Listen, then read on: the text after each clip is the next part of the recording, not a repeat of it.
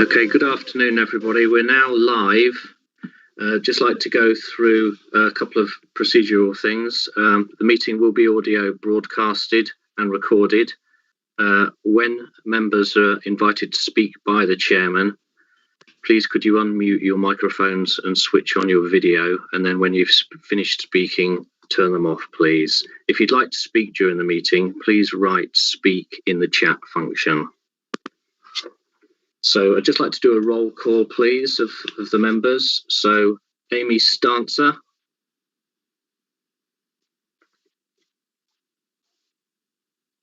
Is Amy Stancer here? I think I could see her in the attendance list in the chat.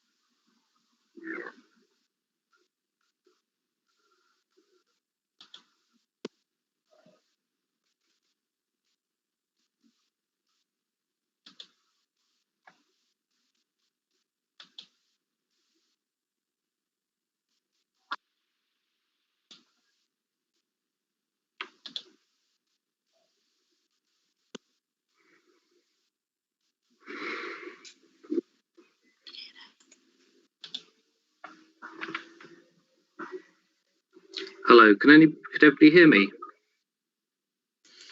Yes, I can. Okay, Amy Stancer. I'm in a Teams, but yeah, I can hear. Hello, Okay, I'm here, sorry. Okay, thank you. Martin Kyle. Hi, yeah, here. Thank you. Ian Randall. Yeah, here, good afternoon. Thank you. Catherine Stratton has sent an email saying she was joining at 1:30. Michelle Anderson. Yes, I'm here. Thank you. Joe Slesser. Yes, here. Professor Ken Durans. Present, Chairman. Thank you. Steve Baragwath.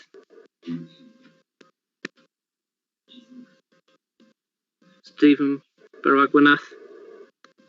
Okay. Mrs. Francis Green. Present, good afternoon. Thank you. Simon Pickett. Daniel Callahan. Yes, present, good afternoon. Thank you. Gavin Booth. Yes, I'm here. Thank you. Katie Gravel. Hello, yeah, good afternoon, everyone. Thank you. Leah Mason, sorry. Yes, here, good Thank afternoon. you. Dr. Stephen Hopkins. Josh Greaves. Good afternoon. Thank you. Helen Stokes. Hello, everybody. Yes, I'm here. Thank you. Julia Merivale. Yes, hello, everyone. I'm here. Thank you. And I've got a note, Martin Shelton will be arriving late. We've also got officers present at the meeting. Mark Popplewell, Head of Finance. Is Mark here? Yep, present. Thank you. Thank you. Elizabeth Bowes, Strategic Finance Manager. Good afternoon, everybody. Thank you. Martin Smith, Assistant Director for Children's Education. Good afternoon, everybody. Present. Tony Warnock, Operations and Financial Advice Manager. Yes, good afternoon. Thank you. Nikki Myers, Interim Head of Service, who's standing in place of Geraldine for item 10. Good afternoon, I'm here. Thank you. Sheridan Dodsworth, Children's Services Manager, Special Education Needs and Disabilities. Good afternoon, everybody.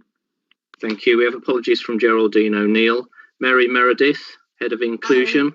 Yep, here. Thank you.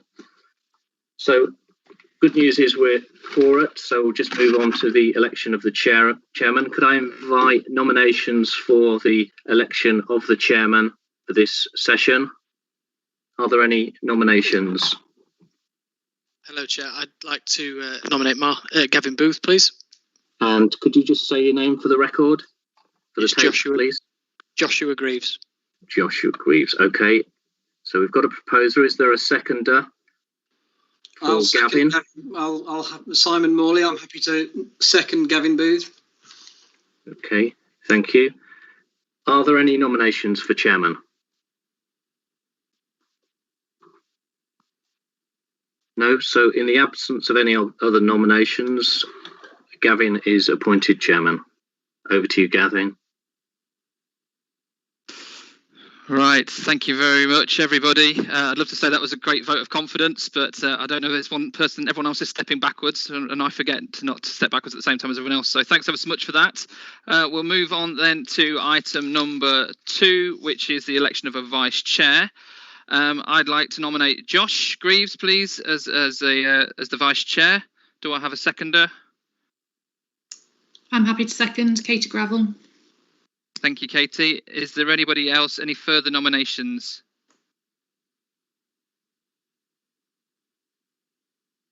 No. Are you happy to accept that, Josh? I am, Chair. Thank you. Thank you very much. So it's therefore proposed, seconded, that Josh is going to be the vice chair of the Schools Forum going forward. Are we required to vote on that, Nick, altogether, or is that enough? No, it's an election unopposed if there was no other nominations, Chairman. Okay, thank you very much indeed. So that concludes that. We will move on then to item number 3, which is apologies for absence, please, Nick.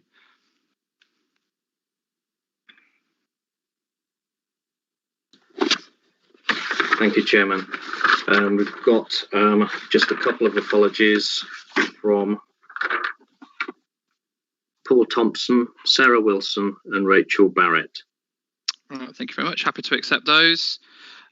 Just again, we haven't done our normal kind of bit of housekeeping at the start, but as per the usual kind of virtual meetings, if you're happy to keep cameras and microphones off, please.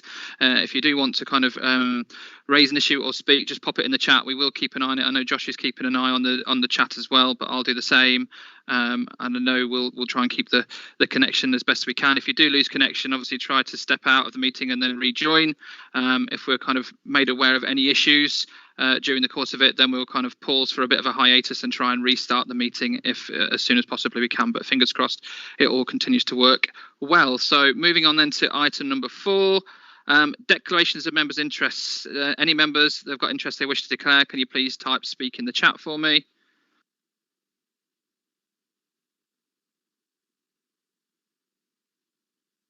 Give people as long as we think we need to type the 5 letters.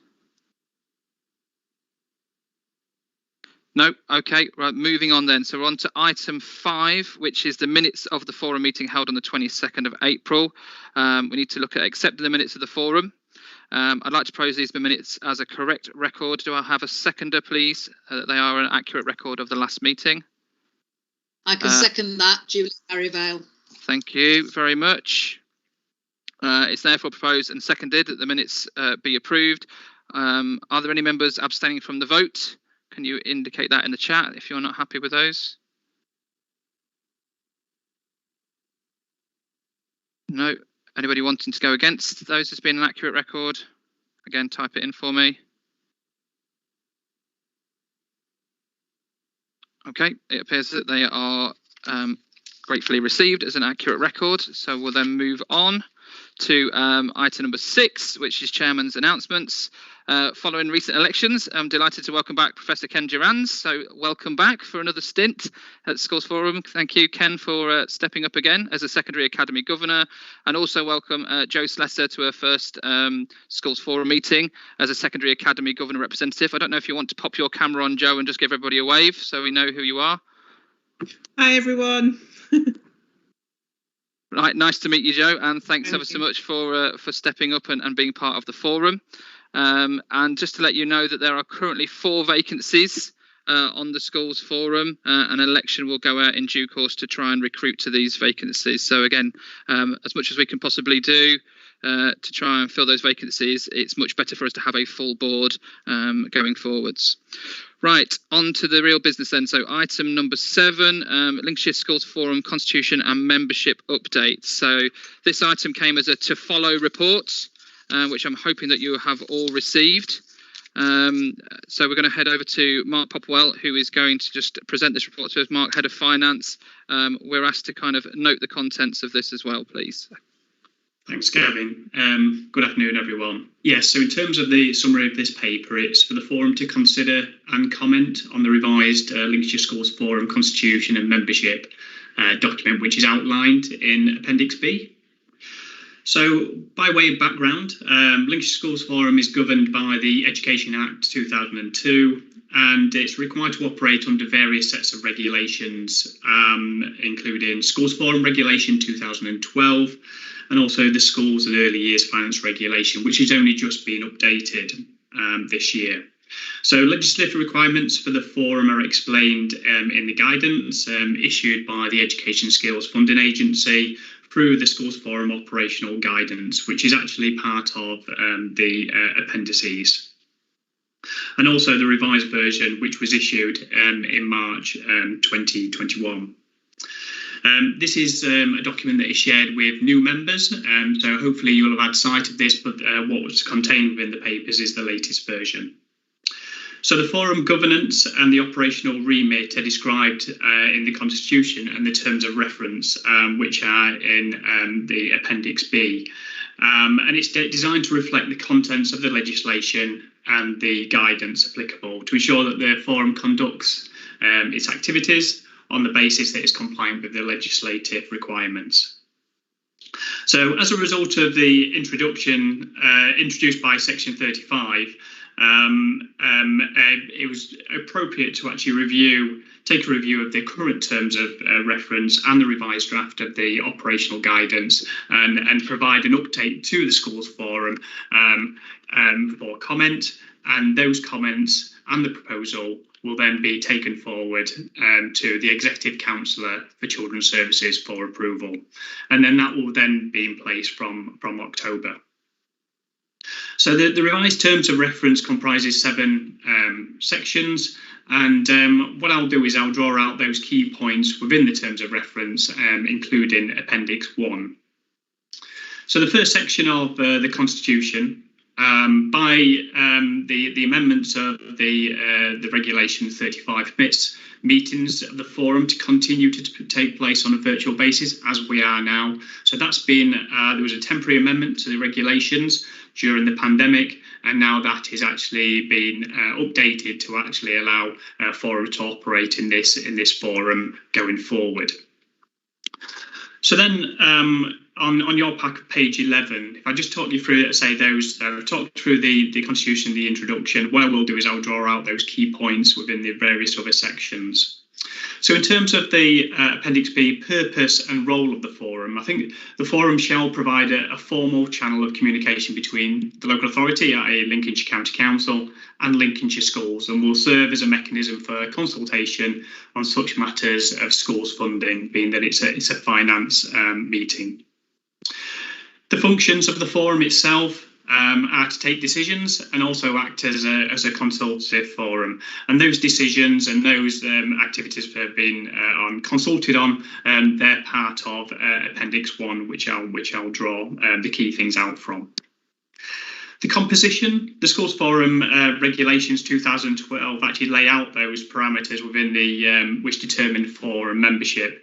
And membership will be reviewed annually in June to ensure it is fully representative of the actual different sectors, particularly with the dynamics and the changes between maintained and academy schools. So that's making sure that actually the actual forum is actually reflective of the current composition across the different sectors.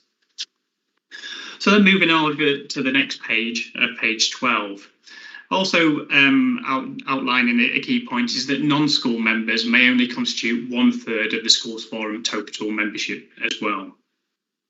So section 4.4 actually details the proposed membership from October 2021.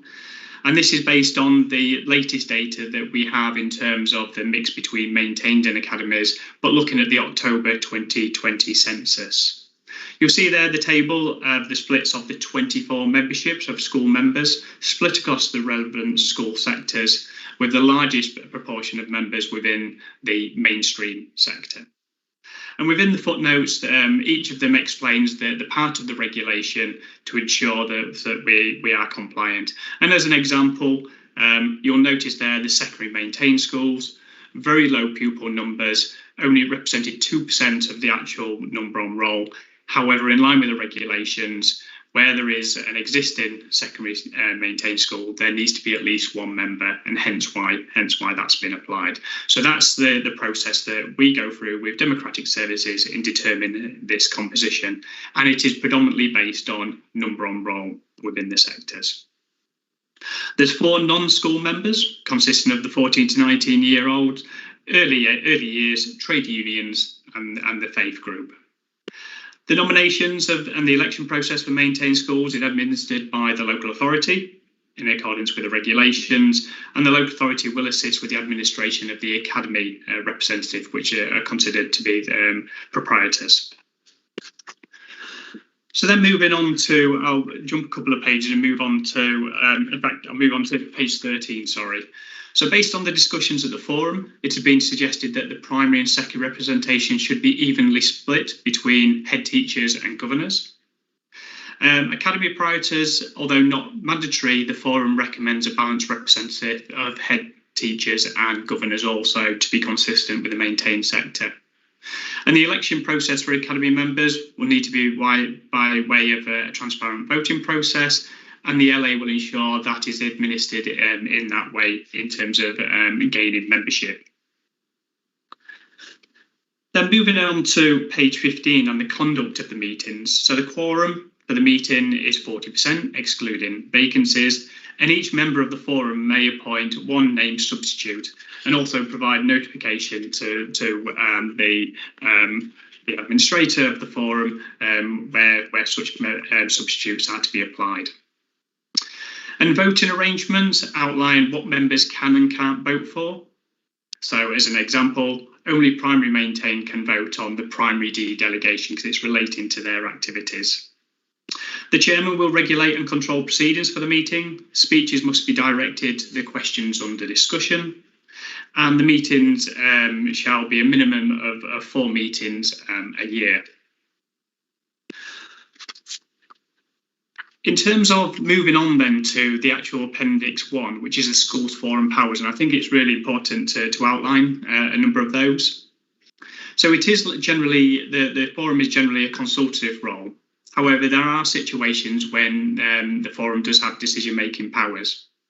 So the first one is the dedelegations from maintained mainstream school budgets.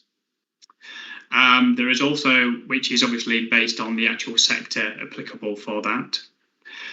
To create a fund for significant pupil growth, so that's the local authority school growth fund to support growth in pupil admission numbers, to support the local authority statutory duty for places. Again, that is a decision by all school forum members. Also, school forum decisions relate to agreeing other centrally retained budgets for local authority statutory duties, and those are budgets that are agreed each January. Also in January, there's the early years paper, of which the forum review the central early years expenditure, and also ensuring compliance in terms of the DfE requirements of having central funds no greater than 5%. Local authorities also have approval powers in terms of the movement of funding between blocks as well, between the schools block, the central school services block, high needs and early years block. And for movements of funding of 0.5 from the schools block to other blocks will require schools forum approval. Lincolnshire has not approached that, but many local authorities have, and that requires schools forum approval. The regulations also state that local authorities must consult annually on a number of related reports. So that's the schools funding formula. We also have arrangements for education with special educational needs, pupil referral units and early years provision. And the latter 3 I've just listed there, they're annual reports that are here today to be discussed. The local authority will also need to discuss the schools forum on any proposals that they intend to put forward to the Secretary of State, of which those would be things that would be considered when reviewing the future years funding formulas. So that's by way of me going through sort of the key points within those regulations. In summary, the Schools Forum is a consultative body, but with additional responsibilities relating to certain decisions. And the Forum, as part of this recommendation, is asking the Forum members to consider and comment on the actual revised Schools Forum constitution and membership document detailed in Appendix B. Before then, it's taken forward to the Executive Councillor for formal approval. Thanks, Gavin.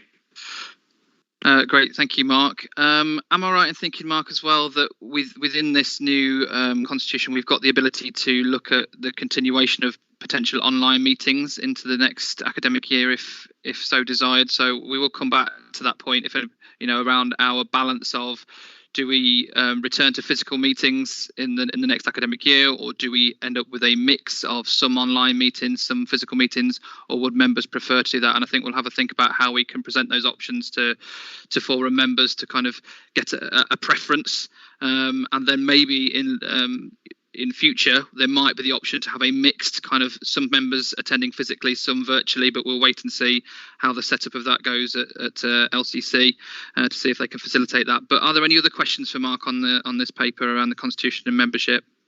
Chair, Dr. Stephen Hopkins would like to comment. Stephen. Yeah, okay. Thank you, Chair. Appendix C of the paper is a document that was published by the DFE in March of this year. Alongside that were two other documents, which I think it would be good for members of the forum to have sight of. The first was a document outlining very clearly, I think, the powers and responsibilities of School Forum. I think, with all due respect, it's clearer than the remit section of the paper that we've just received. So I'd just like to put that in, that actually, A, the members of the forum should see that paper, and B, it would be very usefully integrated into the paper we've just seen.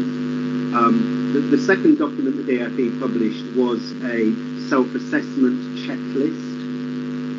Again, very, very useful, and my thought, my suggestion is maybe yourself, Chair, and a couple of the officers could maybe go through that self-assessment checklist and then maybe report in to the next meeting, in terms of it's just a way of ensuring that we are fully aligned with the intentions of the DFE intentions around the functioning of Schools Forum. That would be my contribution. Thanks, Stephen. Yeah, no, really useful. I'm sure, Mark, we're able to kind of facilitate both of those things, aren't we, in terms of sharing those with members. You're on mute, Mark, I think. Is that a nod? Sorry about that. Yeah, no, thanks for that, Stephen. And yes, I think you're right, probably in the powers and responsibilities, that table format, I think what you're describing, yes, it is quite clear. So yes, yeah, we can certainly share that and circulate that. And yeah, and happy to do that self-assessment checklist. That's no problems at all. So yes, I mean, we could look to maybe include that within the terms of reference document, in terms of the particularly the powers of responsibility. So yes, that's happy to do that and feed back to the forum on that self-assessment checklist. And I think potentially then that we ought to look at that self-assessment as an annual process, probably, in terms of the work programme, in line with this meeting, because it seems a good time to come back and reflect on where we are as a group at this point in time. So we can definitely put that in going forward. So thank you for that. And like I say, we will put something on the table as well, again, for members regarding the use of online meetings and the mix between online and physical for next time. But I think, we'll have a chat, Mark, you and I, about what that might look like and what we think would work going forwards. So we've been... Sorry, Gavin. Yeah, just to add on that, I think feedback from other local authorities, they are doing a bit of a hybrid model, and whereby predominantly they will be virtual, recognising the distance members have to travel particularly into sort of rural Lincolnshire, coming into Lincoln. But a number of them have identified that particularly one session a year might be sort of feasible to have in the office, like we've had previously, a face-to-face. But it's something that happy for the forum to sort of provide views to us and see what best works for them. And ultimately, it's about getting the numbers of people participating as it did. So, and hopefully, the virtual arrangement does promote that a little bit more. Thank you. I also think in terms of the consideration of that, we need to look at the items that are on the agenda, because again, there are certain items where there are reports that are presented for our consideration and just to note the content. But actually, I think there are other items where we're making significant decisions where actually sometimes they are better held in a physical format, because we can have proper debate and proper discussion, which is sometimes more challenging virtually. So we can consider the work programme alongside that as well, and make sure that we're in a room together for when it really matters, and for when it's online, we can then have reports that are not necessarily needing quite so much robust debate. Right, so we're being asked as a forum to endorse the revised constitutional membership document as detailed at Appendix B, and recommend the document to the Executive Council for Children's Services, Community Safety and Procurement for approval. So can I ask that the proposed actions are agreed? Please indicate in the chat if you disagree. So we'll just give you a second to put that in there. So if you're not happy to endorse, can you indicate that? Otherwise, we'll assume that everyone is happy to. Right, great. Thank you very much, Mark. We'll move on to item 8, which is the section 251 budget statement 2021-22, which is can be found in your pack, pages 15 to 22. So it's Lizzie Bowes, finance manager, the school's finance team, to present this one for us. So over to you, Lizzie. Good afternoon. All hear me and see me okay? Yep, good, excellent. Yep. So the purpose of this report is to provide Schools Forum with a copy of the Section 251 budget statement for the 21-22 financial year.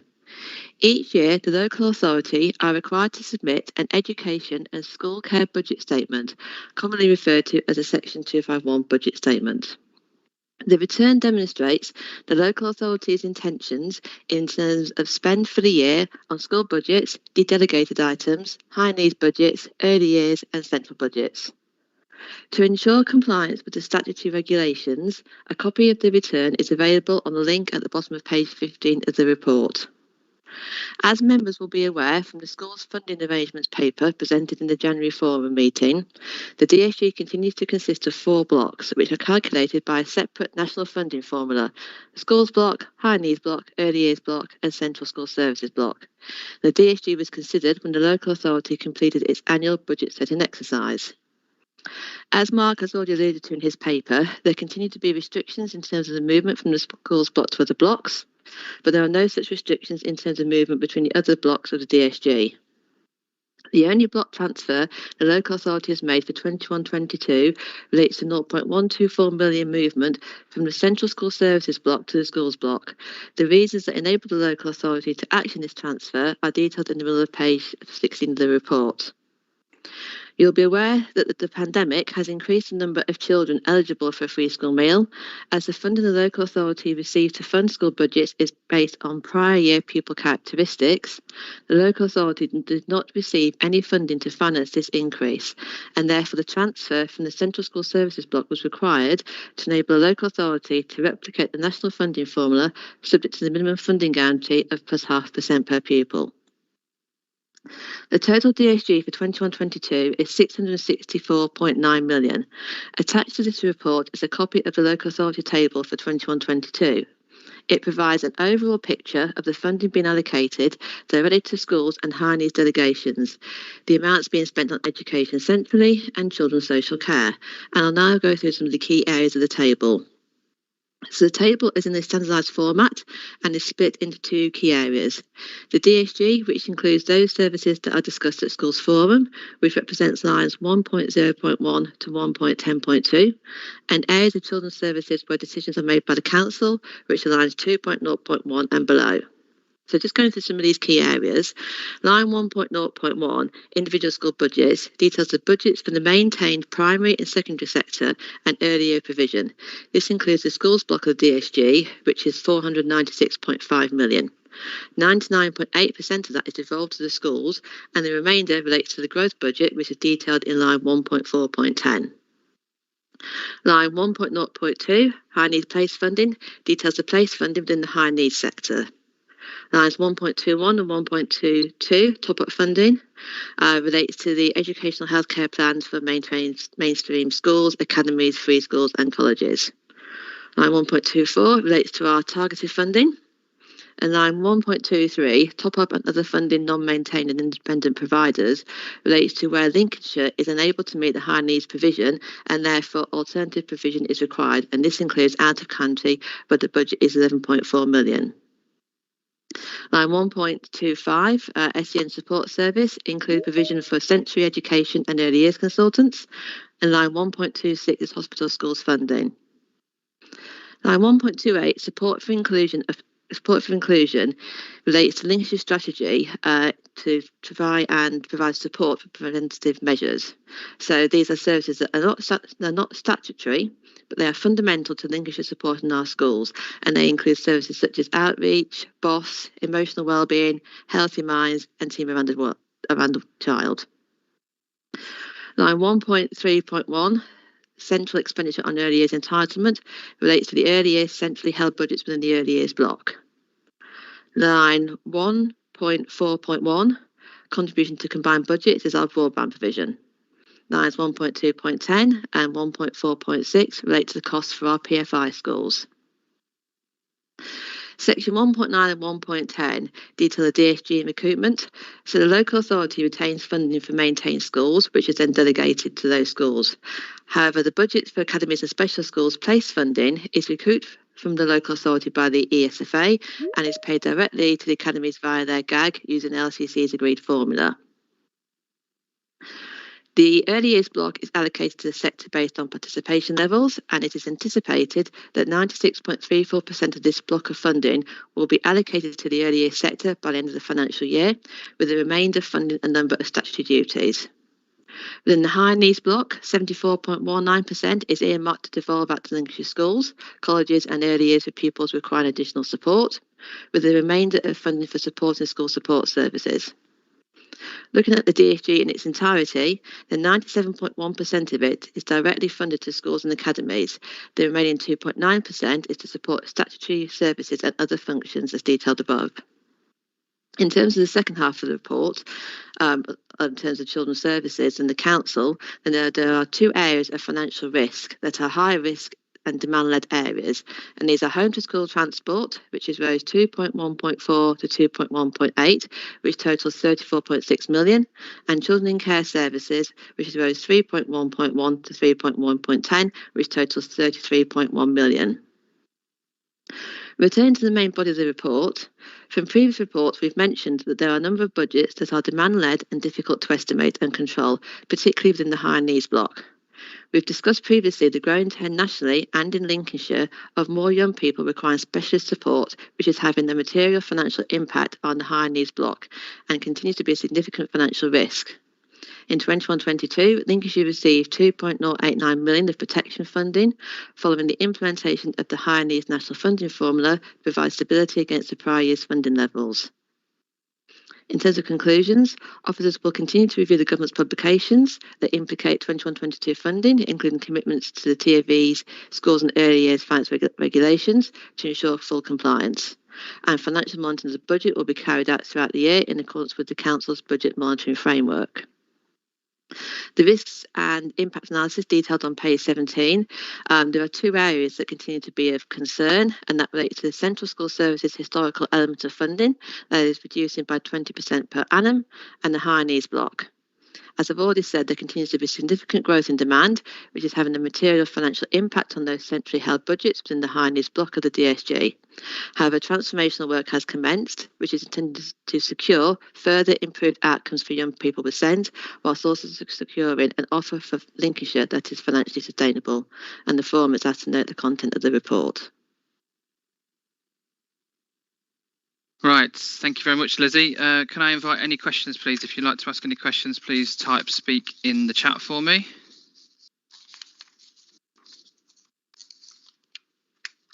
We're just being asked to note the contents of this report. Martin Kyle, please. Hi, contents of the report noted, and thank you for them. It's so complicated. Well, it appears very complicated when you're looking at how you put all this together. So how you do it, hats off to you guys. Just a couple of questions. In line 1.2.4 on the detailed plan, of course, it details the additional high needs targeted funding for mainstream schools and academies. Within that, we've got primary sector detailed out with 2.2 million. and almost 0.3 for the secondary sector. So that gives us about 2.5 million there altogether. If you wanted to see where that 2.5 million would be, Lizzie, would you be looking on the published Lincolnshire school budget and then totting up the columns for targeted funding plus the additional targeted protection funding? Should that give you the 2.5 million? I'd have to have a look and double check that, but I can certainly look at that analysis for you to and then provide the response. Cool. I've had a look at the budgets already on the website, and what it details out that's publicly available is that 1.45 million of targeted funding has been distributed, along with 0.2 million targeted protection, which looks at a spend of 1.65 million, which suggests in that section there could be 0.9 million available for other things. And of course, I know there's been other conversations around what those things could be for. So yeah, that was my point. Thank you.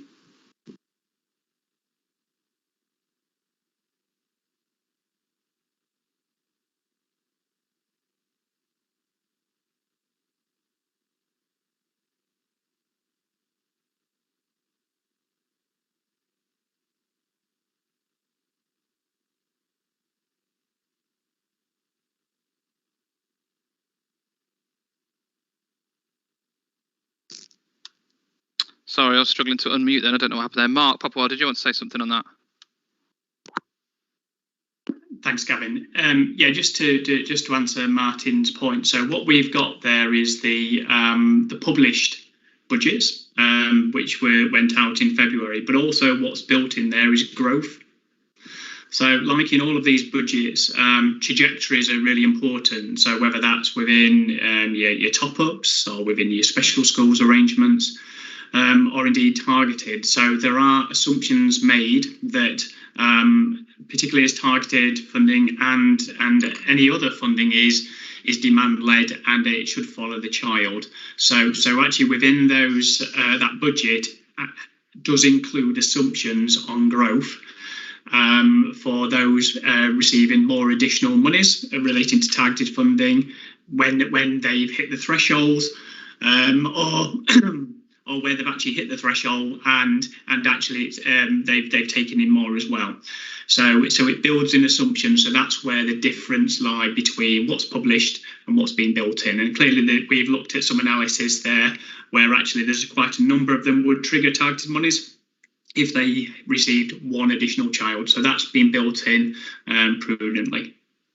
Okay, cool. So so what's published versus what's on there, just to clarify, Mark, that roughly sits then, if you do the calculation, I could have done wrong, but I think I've done it right. It's about 0.9 million sat in there for that contingency element that you refer to. Yeah, building growth, that's correct, yeah. Thank you. Right, any further questions on that agenda item? Right, so we're asked to note the content of that report. Is there anybody that disagrees with the content of that report? Please pop that in the chat for me.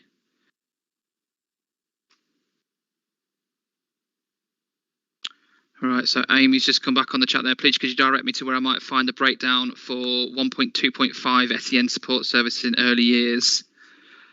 Liz, are you able to either come back to us on that one or come back directly to Amy on that one? I'll come back directly to Amy on that and I'll provide some data. Yep, brilliant. Thank you very much. Thanks, Amy. Okay, so on to item number 9, which is the annual report for special educational needs and disabilities. I can't believe it's been a year since we had this one. It seems like it was only a couple of weeks ago. But we're on pages 23 to 32 of the report back. So this is Sheridan Dodsworth, doing Children's Service Manager for Special Educational Needs and Disabilities, to present the annual report to the forum. Thanks for being here, Sheridan. Over to you. Oh, thank you very much, Gavin. And in actual fact, it's not quite as long ago because we delayed it last year, so you heard it in October. So that's probably why it was a little bit closer, yeah. Anyway, nice to see everybody. So I'll cut to the chase. It is an annual report. You know why we do it. And I usually set out, as I've done again this year, just an update on where we are in Lincolnshire, how that compares to England. And just then something about budget, obviously not in the level of detail that you've just heard elsewhere, but some of those key headline figures. And then I've put in today also a bit of an update on the capital programme, which I think is much more exciting than perhaps previously. Previously, we've been talking a lot about the theory of what we're doing and the intentions, whereas today what I've put in, and I don't propose to go through in any detail, but I've given a summary of where we are with each of the capital programme developments. So they are, buildings coming up out of the ground now. And then last but not least, just a quick update on where we are in terms of COVID. So just moving quickly to the sort of highlight figures. We submit a return every year, I think as many of you know, and then that allows us to be able to view where we sit in comparison to other parts of the country. So Lincolnshire continues, as we have done for as many years as I think anybody can remember, to have a higher number of children identified with special educational needs. And we continue to have a higher number of children and young people with an education, health and care plan. In fairness, the national figure has changed in relation to EHC plans, and they have seen quite a significant growth in the last few years. But Lincolnshire, we're now sitting at 3.5% of pupils with an education, health and care plan, as opposed to compared to England with 3.4. I think what's particularly significant for us is the number of requests for education, health and care needs assessments. So they are down by 23% in Lincolnshire. There was a decrease nationally of 8%, but even more in Lincolnshire. So 23% reduction over 2020. Some of which, we yet to see whether that's COVID related or that's just a sign of some of the work that we've been doing. In terms of new education, health and care plans, there was an increase nationally of 11%. The figure in Lincolnshire for 2020 looks really startling because it was an 84% increase. However, this is something I reported to Schools Forum in October. We did have a real problem securing education psychology information and advice throughout the latter part of 2019 and then into 2020. That meant that a lot of new plans were finalised in 2020 when they would otherwise have been finalised in 2019. If that had taken place, which obviously it didn't, but had that, if we look at the figure then, we would actually have seen a 7% reduction in the number of new EHC plans. So we buck the trend there in terms of the national figure because it's gone up and we technically would have gone down. So it's going to be really interesting to see over this year whether or not that continues. And I think, again, I've just pulled out in terms of where we're issuing new plans. There's been a 12% increase in the number of new plans issued for 5 to 10-year-olds, which is quite a big increase. What I tried to do there is just focus on some of the key the key numbers. In terms of where children are placed, we've seen a decrease in the number of children placed in state-funded special schools. But if you remember, 2 or 3 years ago, it was a real concern to us that we had far more children placed in special schools than were in mainstream. And I remember reporting, when we looked at the number of EHC plans, we had more children in specialist provision than we had in mainstream provision. So I think we've redressed that balance to a degree now, and those numbers have come down. So we have seen an increase in the number of children placed in mainstream schools. We've also seen a decrease in the number of children placed in independent specialist provision, albeit you'll see the figures for the budget. The budget's gone up because actually, we've still got an increase in the number of places, even though there's a reduction overall in the percentage of children. So then if I just come on, I just included very briefly a table that just highlights where we are in terms of primary need in Lincolnshire. And you'll see that in both primary and secondary school in Lincolnshire, our number one primary need is still moderate learning difficulties. Again, we buck the trend compared to nationally in terms of that. And some of the work we've been doing, which I've reported previously, is around how we understand the definition of moderate learning difficulty and making sure that some of the work we're doing helps Senkos in particular to clarify what each of these primary needs actually means. So then if I just move on very quickly and mention timescales, because you will have seen that in terms of timescale, Lincolnshire, we really dramatically dropped in terms of hitting our 20-week timescale in 2020, but that is absolutely directly linked to the fact that we have the problem with the educational psychology, information and advice. So we were down to 40.3%, which is significantly below the England average, and that was very unusual for Lincolnshire. I can tell you that this week we are back up to 94%, and we are consistently in the 90%. So we're back on track, and we no longer have any issue about getting educational psychology information and advice. So then, just touching on the budgets, and obviously Liz has already talked about the allocations. But in terms of mainstream placements in local authority schools and other local authority schools, you'll see that we have a significant increase over the last 5 years. I've put 5 years worth of information in, but even looking at the increase from 2019-20 to 2020-2021, there is a significant increase. Important to just highlight in this report, over 2021-22, we have reviewed the top-up and targeted arrangements for mainstream. We've increased the top-up funded hourly rate, and there's been a revised targeted funding so that we can actually deliver fairer funding to schools, make sure that schools aren't financially disadvantaged. But there is also something there about making sure that we are sustaining the high needs block because of the pressures that are on it. In terms of special schools, there has been an increase in the allocation to special schools by £2.7 million over the last year, and we increased the number of state-funded special school places by 92. You know that obviously we are growing our special school places in Lincolnshire to avoid the need for out-of-county placements, and that references to the capital programme that we've got. We have just begun a review of the funding formula for special schools, and we will be working through that. That is something that I think you're aware of in the past, the way in which we review the funding, and that work has just started with special school leaders. And then under the special school budget, there is also some commissioned arrangements which support specialist outreach, such as portage and residential placements. That budget has actually reduced this last year with the closure of the residential unit at St Francis School. In terms of transformation, I think I talked quite a lot about this in October, so I don't propose to go through the reasons we're doing the transformation, but I have included in the paper some of the information about our data and what our data and our evidence was telling us prior to transformation. I've reminded us of the system ambitions, and I know some of you are involved in the partnership board that's driving this work forward. So what I really wanted to just focus on very quickly was where we are now in terms of the impact of that work. We know that we have had an unprecedented year, and we realise that the true impact of COVID is yet to be understood. But some pieces that we have achieved, we've done a complete revise of the local offer. It's been refreshed, and it's got a far greater focus now on navigating people to early help and support rather than down a direct route of statutory intervention.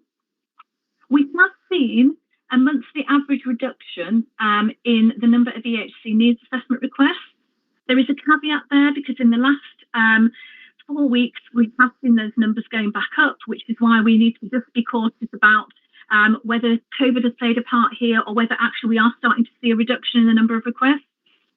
In terms of the number of cases that we refuse to assess, that number is now going up. Around about 26% of cases are a refusal to assess.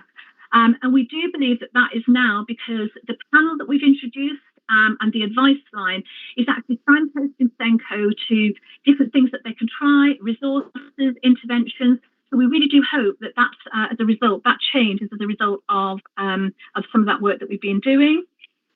In terms of our trajectory, whilst we have seen an overall increase in the number of education, health and care plans, actually our trajectory, we are below where we thought we might be in terms of the work that we're doing. So that is a promising sign at the moment. And the advice line that we introduced in September, calls are increasing month on month.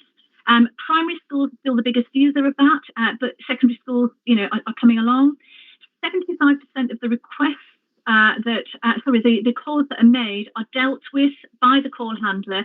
Some of those calls are lasting around about an hour. So these are not a 5-minute chat. These are detailed advice to Senkos. And, again, we do think that's beginning to have an impact in terms of the number of requests for statutory intervention coming through. And then we've got a couple of things going on in terms of using the tool Valuing Spend, which, again, we've spoken about previously, and I know a number of you have heard several presentations about this. But we're now using it in a pilot around annual review, undertaking annual reviews. It is a small pilot, but there's some really interesting learning coming out of that. The gist of that is about focusing on strengths-based conversations, recognising what children can do and what they're achieving rather than that sort of deficit model. There's some really helpful learning that we will be reviewing over the summer and then and kind of pulling out and working out how we take that forward. And then first students that we're planning for transition back from special school to mainstream are underway. We've emphasised very much to parents that this is not about whisking your children out of special school and putting them into a mainstream. This is about finding the right children who are ready for that transition back. Mostly children that can then, have got the opportunity of accessing an academic curriculum, taking exams. It's really important that we support them in getting back into a mainstream setting. So we've got some next steps in terms of evaluating the advice line and the decision-making panel, the 6-week decision-making panel. Those things are being evaluated as we speak, and over the summer we'll be reporting on each of those so that we can then make some decisions about how we move that forward. As I mentioned at the beginning, I've included a section on each of the schools in terms of where they are in their capital programme. So I'm not proposing to go over any of that. And just to say, really, I reported in October the work that the local authority done in trying to support families through COVID pandemic. We did a second round of calls towards 1,000 plus families in January. And generally speaking, it's all credit to everybody that works with children and their families. Families generally, the calls that we made to families of children with EHC plans, generally families felt very well supported by both schools and by the local authority. And whilst it has been an unprecedented year, I think families do feel that they were supported well throughout that period. So interesting information that we've got. We know where we stand compared to our England counterparts. We know we've got significant challenges around the high needs budget, but we are starting to see some of the impact of that transformation work that we're doing, and hopefully over the next 12 months we'll see that develop further. Thank you. Thank you very much, Sheridan. Fascinating stuff, and lots of positives, I think, to report from all of that. So that's great stuff. Can I have any questions, please, from forum members? If you want to type "speak" in the chat for me. Stephen Hopkins, please. Okay, Chair, thank you. Just a quick one, an observation and a potential request linked to it. In the paper, there's no differentiation made between local authority maintained schools and academies trusts. I just wondered why. And the request is that was looked at and maybe reported on in future papers. It would be interesting, for example, to look at the impact of transformational work. Was that more impactful in local authority schools than in trusts? And is that therefore indicating some work that needs to be done with some trusts? I think also I'm right in thinking the majority of special schools are in fact academies or authority schools. So I just think making that distinction would be helpful. Thank you. Are you happy with that, Sheridan? Yes, thank you. And in terms of making the distinction in the future, we can do that. In terms of the funding of them, it's exactly the same. Yeah, thank you. Professor Durans, I can see you've got your hand up. Thank you, Chairman. I would like to thank the officers for this report and for the efforts they're making to take the pressure off the high needs budget. But as I said at the last meeting, I feared that we would have difficulty living with the existing high needs budgets. And I'm just wondering, given that we can only switch over 0.5% of the school's budget if we're in trouble, right? That doesn't seem to be enough by the predictions as are made in the report.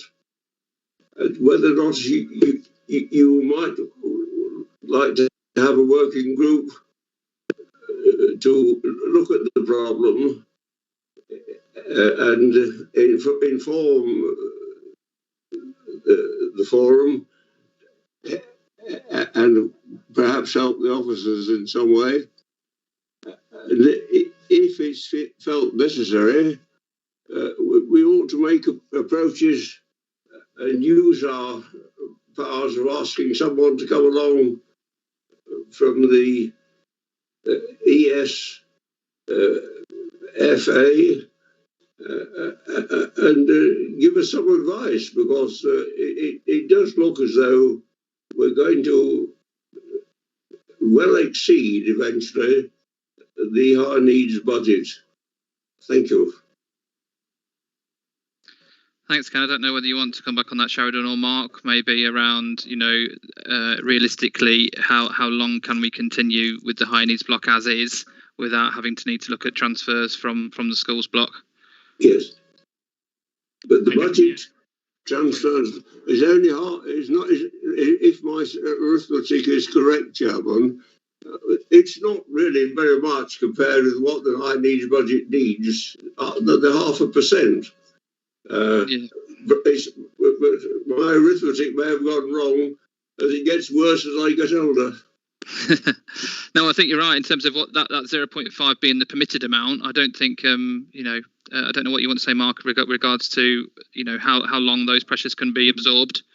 Yeah, I mean, Ken makes some valid points in that, and it isn't just a local issue; it's actually a national issue. This, and I think we're eagerly awaiting the SEND reviews that we've touched on before, that go dating back to 2019, which were there intended to look at the SEN framework and also the quantum of funding as well, to make sure that quantum actually matched the ambitions of what that framework was about.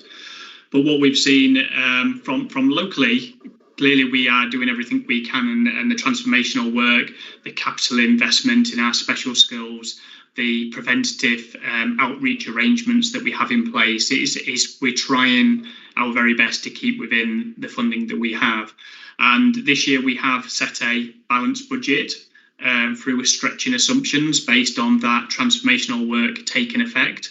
And I think it's a little bit early to say the true impact because of the pandemic, but clearly we'll be monitoring that and then monitoring the finances with that. But there has been some work with our county treasurers, so other county councils, survey looking at the overall position, and it is alarming when looking at that. And just to give you some illustration of the output from that, by 24 to 25, deficits are expected to reach about 410 million. And actually over that period, the cumulative deficit would be around 1.8 billion. So that's the direction that many local authorities are going. Clearly, Lincolnshire are in a much better position than most, but actually we can't take things for granted, and we need to make sure that we deliver on this, and the collaborations with schools are critical to that. And noting sort of Stephen's point also about where sort of issues are existing, then we obviously try and work through those as well. So yes, it is very difficult, and yes, Schools Forum powers can approve up to 0.5% of the schools block to the high needs block. Anything in excess of that would need to go to the Secretary of State. Many local authorities have done that to varying degrees in terms of the transfers. But clearly it's a difficult decision for the forum, because actually it's reducing their budgets and of which the schools that they're sort of representing. So clearly it is a difficult situation, but Lincolnshire has not approached that at the moment. we're doing everything we can to try and manage that. Likewise, with a comment Sheridan made on the targeted funding, we felt it was the right decision on that, but also allows us to support that sustainable budget. This is what we're actually aiming to achieve, whilst also delivering the right outcomes for children and young people as well. But it's by no means sorted through this transformational work. We're very much at the start of the journey. A lot more work is required, and yes, we will be working towards try and secure a medium-term sustainable budget. But clearly, government funding quantum is going to be critical to that, and at this stage, we don't know what our next year's funding level is going to be. So there's clearly lots of variables, but we're doing everything we can. Great, thank you. Just because you mentioned targeted funding, I just want to invite Martin Kyle, because he raised a point via email, I think both with myself and with you, Mark, and I think also with Martin Smith around targeted funding. So Martin, are you there to kind of just raise your concerns around that? Yeah, sure. It links to targeted funding, it links to notional send as well, and how that's calculated and how that's utilised then to calculate targeted funding. And what to share is basically, and you know, we recognise that in understanding and trying to interpret these figures from an LCC perspective, we try and do our best as head teachers. So a group of Lincoln City maintained and academy head teachers representing 14 schools in the care of 4,896 Lincoln City pupils have written a joint letter to express the concerns. We are writing to share how several Lincoln City schools seem to be adversely affected by such a large reduction in their school budgets to support children with additional needs. We recognise decisions are made and surveys conducted in various meetings or emails, not understanding the true impact until these decisions are actioned.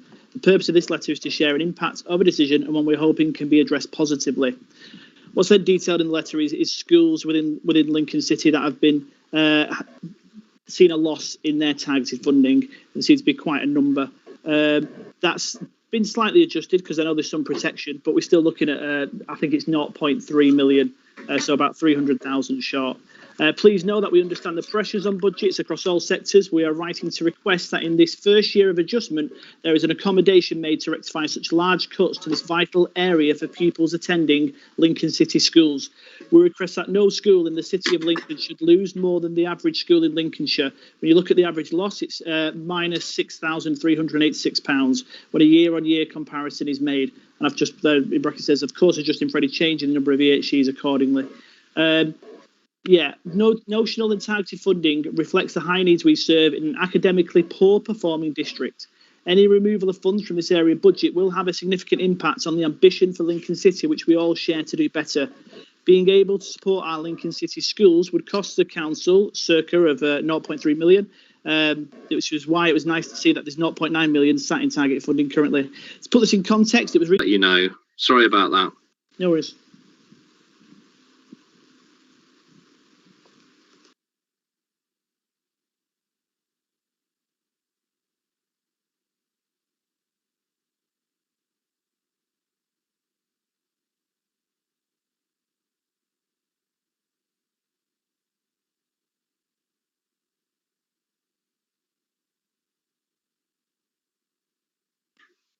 Okay, good news, everybody. We're back on. Where did it cut out, Nicholas? I think we get the gist. I think I stopped you just before. I think I stopped you about the right time.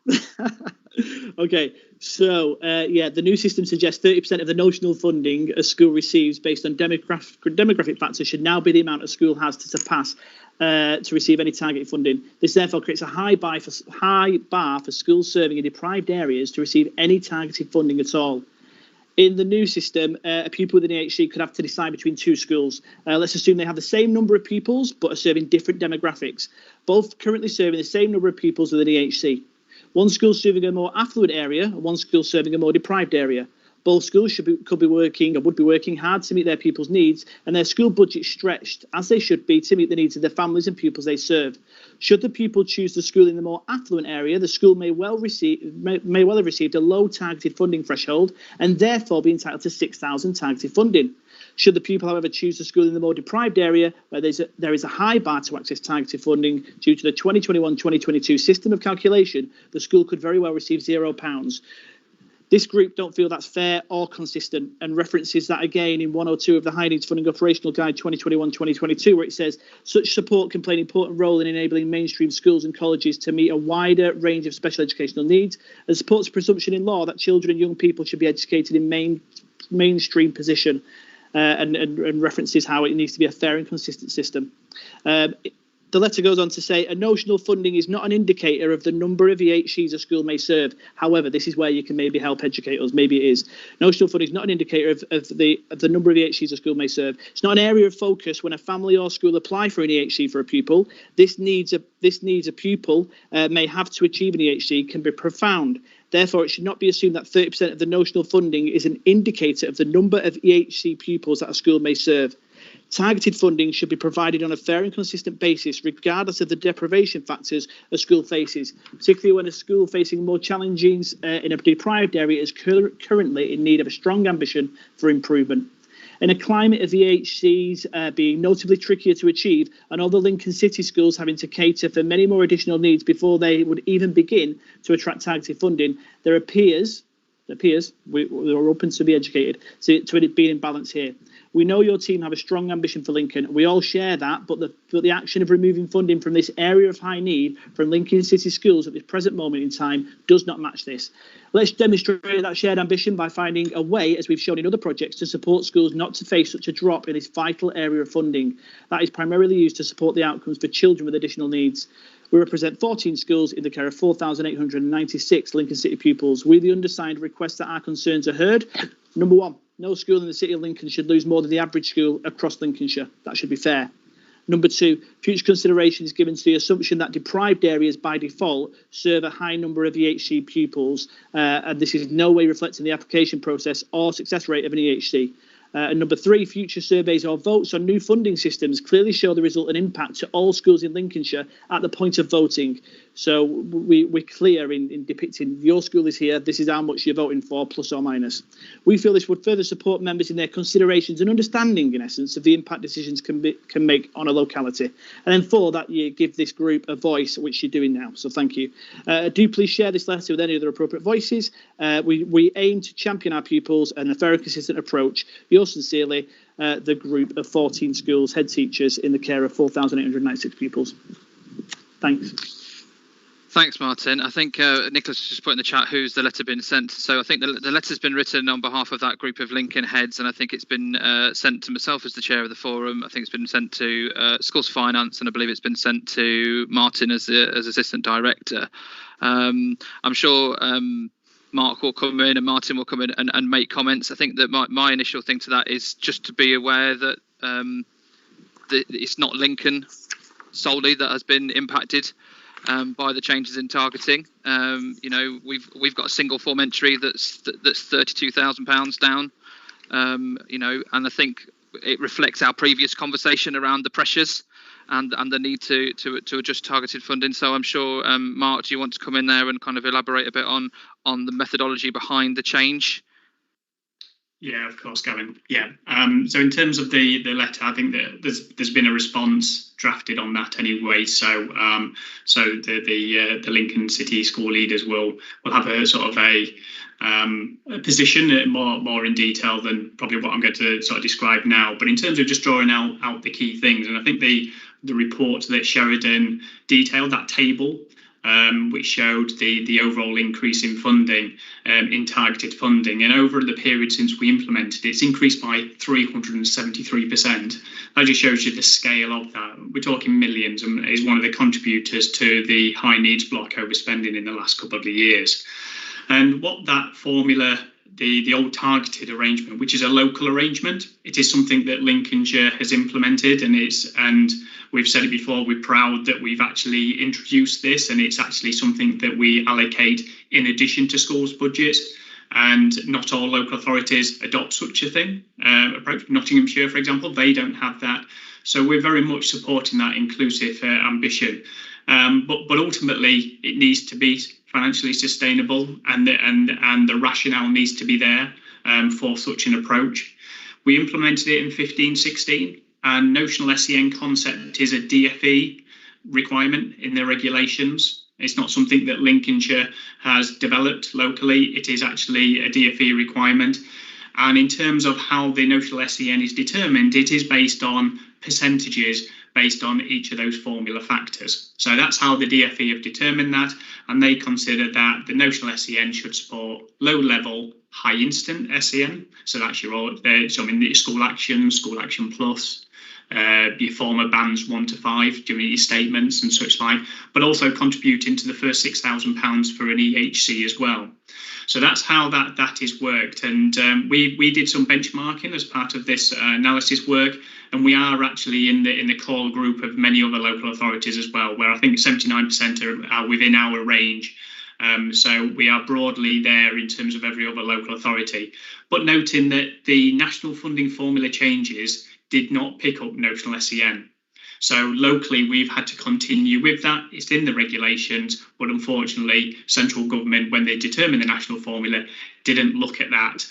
But we keep pushing them to look at that so it can be standardised across the country as well. And in terms of that 30% contribution to EHCs, that relates to the analysis that we had at the time when we had the full spectrum. So when the high needs block met school action plus, bands 1 to 5, and the bands 6 to 8 gave us that full spectrum, and that was the mix between them. So 30% determined to high needs level. But ultimately, the national funding formula has brought in huge sums of monies to schools, and very welcomed because we have been a low-funded local authority, so it's very welcome that we've got this additional monies in. But the old targeted funding criteria looked at the old funding style and didn't recognise that, and hadn't been updated since 15-16. And I think from a school's perspective, in terms of overall funding has changed dramatically since those days, and particularly in 18-19, when we've had that significant investment through the national funding formula, and now we're in year 2 of year 3 of 3 years worth of that 14 billion increase overall in schools funding. So because of the interdependencies and the direct link between schools delegated budgets and targeted funding, there was a need to look at the criteria. And it made sense as part of that consultation exercise, of which we did share the analysis at an individual school level. That was published, because that enables that open and transparent approach, and you can actually see what the impact is at your school level. So it did show that, but from an overall funding level, what we considered the protection purposes, because of the interdependencies between schools having received more monies over the last few years and the old model still operating. So that's why we've seen a huge increase, millions of pounds increase in targeted funding, where we've had to reset that. And unfortunately, these were required for fair funding. From our perspective, we are looking at it from a Lincolnshire perspective. We're representing all schools. That's how we look at it, and the application. And also our duty to manage the high needs block, which we've obviously talked about many times before. It is very difficult, and we only can do what we can within the parameters of that funding envelope.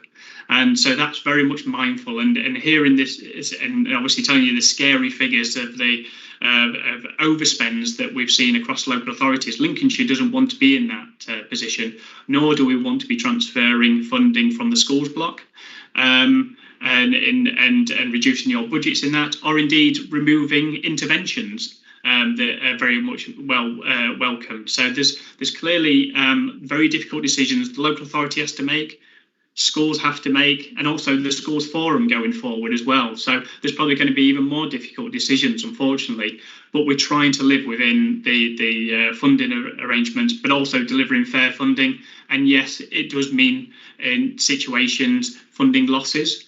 But overall, as a funding perspective, we've been able to maintain that 0.5 plus increase. So all schools in Lincolnshire mainstreams have had that increase. So that's a positive. And actually, we are continuing with targeted funding. So targeted funding is still here. It's still there to support individuals. And we feel that it's right that it's replicating and it's joined up to the national funding formula to provide that predictability going forward. Clearly, we do listen to you. And I think Ken touched on that point about a working group, and happy to have such a group in the autumn. and we can talk about the targeted funding, we can talk about notional SEN, and try and work through solutions with that for following year's budgets. So that's something, I say, we're happy to do, happy to hear the views of the sector. But also what needs to come with that is actually how we address it from a financial perspective as well. Otherwise, we'll lead into deficits. The DfE will be requiring deficit recovery plans. Even more difficult decisions will be made. But overall, I think we felt the decision was right. The timing, ideally we should have made it earlier, in all honesty. But actually, the timing was right. School balances have increased as well over the last year, which again, positive. I think probably the pandemic has contributed to that, and also increase in funding generally as well. So clearly, we're listening to what you're saying. Hopefully, the letter that we'll provide back provides the rationale and some of the context that we're having to work with. And happy to have a sort of a working group with select representatives of head teachers across Lincolnshire to work through some of these and how we can together sort of collaboratively design a formula that's within the budget but also satisfies and people understand it. Thanks, Mark. Does that mean the letter basically says we can take some of that 0.9 that's in target funding and satisfy the 0.3? No, it's okay. not. So the point. I get that. And just to figure the question on the calculation of notional SEN, am I right in thinking? Am I right in terms of my learning? It's based off ARPU, FSM, over 60, DACI, low attainment, and lump sum. There isn't an indicator in there for EHCs. That's correct, yeah, because the reason why it was developed, the DfE, in that way, it could be seen as a perverse incentive. So the more EHCs, the more monies, and in essence, we've seen the huge growth not only in Lincolnshire but generally nationally, and so the DfE are very mindful of that, and indeed how funding comes into the high needs block. Again, using EHCs would create a perverse incentive for local authorities to encourage that. Again, hence why our funding is actually based on a number of those measures you've just detailed: EDACI, free school meals, population numbers. So yes, it would be a perverse incentive, hence why they've applied a percentage or asked local authorities to apply a percentage by each of those formula factors. And schools now need to be more mindful of that notional SEN allocation and how it's determined and how that is then distributed. Thanks, Mark. We'll make sure that forum members see a copy of that letter, and if you're happy to also share a copy of the response from Schools Finance, that would be great as well, because I think it's important that everyone gets a chance to kind of have a look in detail at what we've just been talking about. Just want to go back up into the chat, because I know following Sheridan's paper that Catherine had a question, and so did Ian Randall. So if I go to Catherine, if that's still relevant, Catherine. Yeah, I'm not sure the question's relevant anymore, Gavin, but I would just like to say the report says schools, not to be financially disadvantaged, and being ahead of a school that's in the top 5 for percentage of a number of EHCPs as percentage of school roll, and 8th in the county for the number of educational health and care plans, I categorically argue the point of the financial disadvantage. So I get Mark's point about the county level strategic understanding, and I think that's crucial. I sit on LPB, I sit on here, still don't understand it. And my worry is that I can't go out back into the sector knowledgeable and informed to generate the right kind of mindset amongst my colleagues. And I think that's a problem. I think we need to be able to answer those questions to our colleagues over a coffee on a Saturday to promote the picture for Lincolnshire. I'm in a situation now where I'm discouraging my Senko for going for education, health and care plans. When one comes into reception, I don't any longer think, can we meet need? I think, can we afford?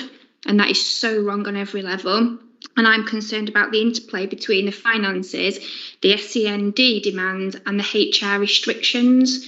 With 15 education, health and care plans at the moment, I'm very, very concerned about the redundancy element of that. So I'm not sure whether the school level non-sustainability of it is understood enough in its widest sense, and we don't understand, I don't think, as heads, all those questions that Martin's just raised in the letter, and I can't go back out there to promote the right view because I'm not knowledgeable enough, and that needs to be put right either by LPB in conjunction with finance or some vehicle to educate us better for understanding. Thank you. Okay, we take your point totally, Catherine, I think, and we'll reflect on that in terms of how we can support forum members in better articulating or being more confident to articulate, you know, some of those decisions that are made. I think that's really crucial, because I think it's very hard to expect head teachers who, even those that are on the forum, but those that definitely aren't on the forum, to have that in-depth knowledge around the interplay between the budgets that the council holds in terms of high needs block, etc., etc. So I think that's important. Ian, are you still wanting to come in with your question? I'm just conscious of time moving on. No, I'm happy to waiver my question in favour.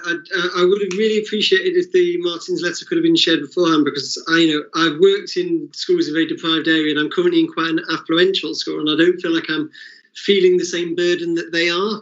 I feel it's right we consider and share it across the Lincolnshire schools. So I think this isn't it. Something's been raised here that makes me think there needs to be looked at in a lot more detail. Great, thank you. Yeah, we'll pick up on that one. And then we've got Katie, please. Hi there. Yeah, I just wanted to really reinforce, going back to what Catherine just said, and I won't labour the point. I agree with Catherine, but I think some of my issue is parental perception of EHCP, and I'd like to see a little bit more, know a little bit more about the work that's taking place with the Lincolnshire Parent Carer Forum in terms of my parents demanding EHCPs for their children, and again, not understanding the background and all the financial implication that we're talking about today. And actually, I know, I see the documents that come through, but for me, my parents are very much using more informal groups and maybe local Facebook sites that I don't think are as well informed potentially. Not I'm not saying that's broad stroke comment, but that's then impacting the work we're doing in schools, because obviously we're trying to work really hard with the VSEN tool and the ASAL and all of that type of thing, and we're really trying to shift the mindset of our parents in terms of how Lincolnshire's approach to SEN, but at the same time parents are demanding they want this for their child, which I can completely understand, but again it's trying to get the whole system to be on the same page in terms of we're all trying to meet all of Lincolnshire's children's needs, and just that kind of the kind of jarring of need really. So it's just to reinforce what Catherine was just saying, and just saying making sure that all parties, all stakeholders, including parents, understand the direction of travel really. Thanks, Katie. Without wanting to kind of allocate work, I just wonder whether, in terms of the head teacher briefings, Martin, in the autumn term, if this is a kind of a pressing matter, and particularly if this this letter is being circulated, I think it probably would be worthy of a kind of response at the next head teacher briefing, in terms of either just upskilling and informing the conversation like Catherine suggested, but also then kind of making clear to people the pressures, and Stephen's just put in the chat, and as well for governors would be useful. Yeah, no, I think that's not a problem, Chair. I think that is something we need to work on, and I think it is heartening to hear as well colleagues' questions and views around this topic. It is a difficult one. I think we've got to think county-wide. I think we also need to be mindful as a schools forum around that responsibility of consultation and feedback, but also consequences and implications.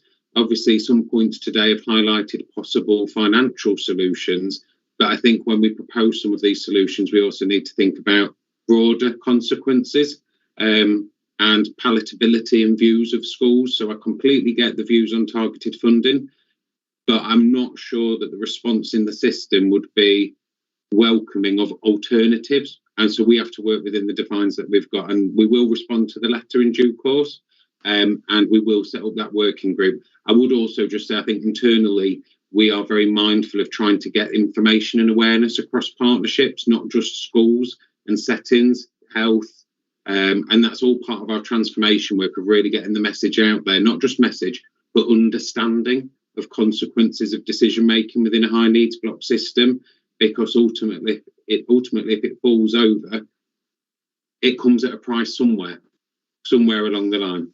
And so it's which tough message, which tough decision do we want to take, and which one are we prepared to embrace?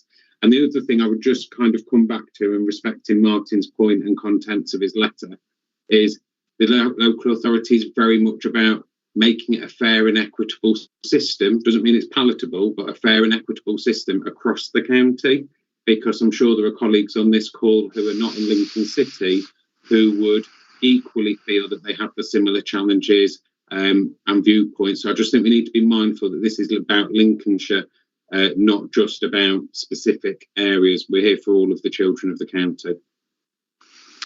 Yeah, great, thank you. And come back to thank you, Sheridan, for your report, which has generated a lot of discussion and debate today. So thank you very much for that. Conscious of time, so if we're happy to, we'll move on to item 10, which is the annual early years reports, which is on pages 33 to 38 of your pack. And is it Nikki who's doing this one? It's going to be Nikki. Yeah. Okay. So Nikki, then please, in terms of presenting. Thanks for being here. Thank you, Gavin. I had a little problem getting off mute as well, but I think you can all hear me now. So the purpose of this report is to provide an update on the services we've delivered since October 2020 and outline the priorities for the Early Years and Childcare Support Service during this financial year. An overview of the Early Years budget has been included in the background of the report to provide you with some context. Details of the DSG budget were presented in January 2021, so I won't reiterate that and go into that right now, but it's in the report for your information. Early Years and Childcare Support has responsibility for 6 key areas within children's services, and these are detailed also within the report. We've been providing information, support, challenge and training opportunities to all early years and childcare providers in Lincolnshire during this last year. We have a diverse childcare market in Lincolnshire. In October, we delivered a paper to Schools Forum that outlined the focus for the service in supporting the sector through the coronavirus pandemic. Within this report, I've outlined the progress we have made towards each of those key priorities. We have published the early childhood strategy, and this is now available on the LCC website. Further work is now underway to develop this to raise awareness of this strategy to ensure we have a shared vision across children's services and our wider partners, including the childcare sector. A sufficiency assessment to review the availability of childcare in Lincolnshire was completed in the autumn term of 2020. Feedback from the childcare sector provided the local authority with an understanding of how the marketplace was responding to the global pandemic. The outcomes of this consultation demonstrated that Lincolnshire remains in a strong position to meet the needs of children and families. Based on the consultation feedback, 95% of the marketplace remains sustainable. Since the beginning of the autumn term 2020, the take-up of funded educational places has significantly improved. We have gone from a 20% reduction to a 5% reduction in the take-up of 2-year-old funded places and only 2% reduction in places taken by 3- and 4-year-olds. There is also a 1% increase in the 3- and 4-year-olds accessing the additional 15 hours, which indicates there are more families accessing this as part of their working entitlement. Further work is underway and included within our future priorities to support take-up levels further, particularly of 2-year-olds to 2-year-old funding. We have delivered an array of targeted support programmes through virtual platforms during the pandemic and continue to provide bespoke and individualised support for providers to remain sustainable and high quality. Ofsted inspections recommenced to all providers in May 2021. Ofsted are prioritising those with a less than good inspection judgment and those who are yet to be inspected. Lincolnshire's early years providers who have received an inspection so far have all received good judgments, which is really promising and pleasing to hear. We are now prioritising our visits as a service to those where we have any concerns about their quality or sustainability. To support the needs of the workforce, a training programme has focused on a range of courses to support managers and their teams and for individuals to cope with the effects of our last year. We have had a great attendance at those courses already delivered. To support the work and priorities of the SEND transformation team, early years colleagues have developed an early years section of the inclusion toolkit and now take part in education, health and care plan allocation panels. Children's centres have been open throughout the pandemic to deliver face-to-face antenatal midwifery appointments and the Healthy Child programme. The virtual delivery is gradually being reduced and face-to-face delivery is returning to our centres. Our focus for centres is to deliver as many sessions as can safely be accommodated to support the maximum number of families whilst adhering to current social distancing guidelines. Staffing levels and opening hours remain consistent with pre-COVID arrangements. We have identified 7 key priorities for the service during the next financial year. These are detailed at the end of the report. Ultimately, our focus is to ensure eligible children access their educational places in a high-quality inclusive provision, deliver quality children's centres through working with key partners and communities, and narrow the gap of achievement so all children thrive and achieve their potential. To do this, we will be engaging childcare providers to embed effective transition arrangements to better prepare children for school and deliver a good quality training and development programme. The deprivation supplement is being carefully monitored through evaluation and evidence-based research with providers. We want to ensure funding is being utilised effectively by childcare providers to narrow the gap for those most disadvantaged children in Lincolnshire. We will adapt the early years funding where necessary to ensure it has the best possible impact on children's outcomes. And that brings me to the end of my summary of the report. Thank you very much. Thanks, Nikki. So we are being asked to consider the contents of this report and then agree to the priorities that are set out on page 37. Have we got anybody that would like to raise any questions or any points for Nikki, please? If you just want to indicate that in the chat.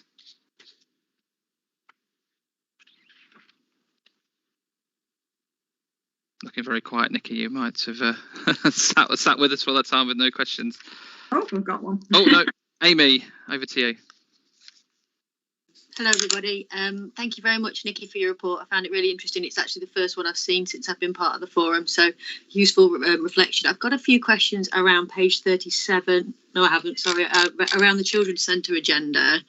You mentioned that it's been the children's centres have been open throughout the pandemic, and I'm interested to know what impact that's had and how the services were met by the families during and post our current situation, and what direction that's giving you in terms of those priorities. You mentioned that more children are attending, but it would be really useful to know the age and the impact of what that will look like for school readiness. Well, obviously, we've been open for antenatal and health visit appointments throughout the whole pandemic, and they've been face-to-face appointments. The children's centres have bookable appointments for families to come in for those specific appointments. We've gradually back to 100% delivery from our commission services for early years activity sessions. When we first initially went from virtual to face-to-face sessions, we did prioritise non-mobile babies because that was easy to plan for with the coronavirus and the restrictions we had. But we do have the centre open for 0 to 5s now. So they are bookable sessions. We haven't opened the doors and able parents to come in because we have to have tight restrictions, but all sessions are bookable. And as I said, all our activities, we have 100% delivery now from our commission providers. So we have That's great news. It's really good news. I'm just interested to the impact of that because we might be offering, but is the take up in different localities being taken up after the pandemic has, although face-to-face health team access was available, was it accessed, and does that impact what we do moving forwards is my question, I suppose.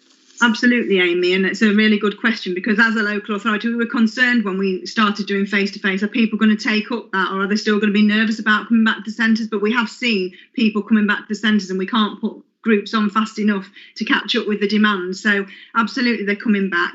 At the moment, with the restrictions, we have 2 metre restrictions within the activity room, so we can only fit six parents into that activity room, so we're having to put on more sessions. But as you know, our priority is to put on as many sessions as absolutely necessary, and we've got some positive feedback from parents as well. There is going to be a news article go out into the county news around children's centres and how parents have felt about coming back, so that's going to be in, I think it's August, that's going to be published, so that's really positive as well. Thank you, Nikki. I've got one more little question. Sorry, we're on questions. You mentioned in the paper that you've been engaged with delivering the new renewed framework training. I'd be interested to know about how the decision was made that the local authority would deliver that training when the government DFE guidance suggested that it might have been delivered by other partners. Obviously looking at the finances earlier on and trying to, still in my early days of unpicking which bits fit where, how that liaison and decision making is funded when it could have been perhaps delivered at a lesser cost through partnership work. Okay, well, I will have to take that question back with me, Amy, because I am new into post.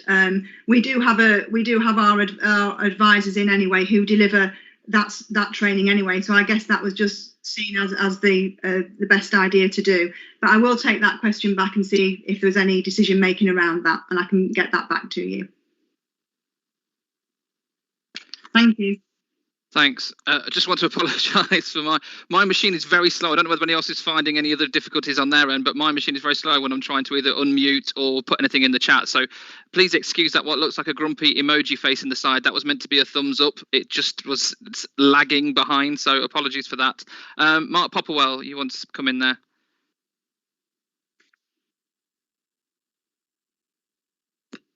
Yeah, thanks, Gavin. Yeah, my mute's a bit slow as well. Yeah, in terms of the training central budget in early years, so this is one of our centrally held budgets within the early years block, and it's one of those budgets that gets approved by Schools Forum annually.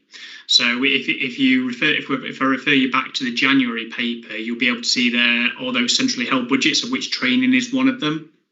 And yes, we've been delivering that centrally, but it's at a discounted rate to providers.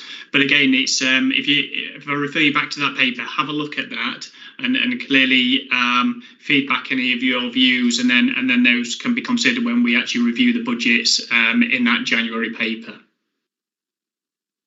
Thanks, Mark. And I think it's important to say that, you know, we're receiving a number of annual reports today, but there will actually be, in terms of the subsequent meetings to this one, they'll be the ones where we really do get into the detail of agreeing the budgets and the actions going forward. So we're being asked to note the contents of this report and agree the priorities for the early years and childcare support service. So I'm happy to propose that the action is agreed. If you'd like to disagree, can you indicate that in the chat for me?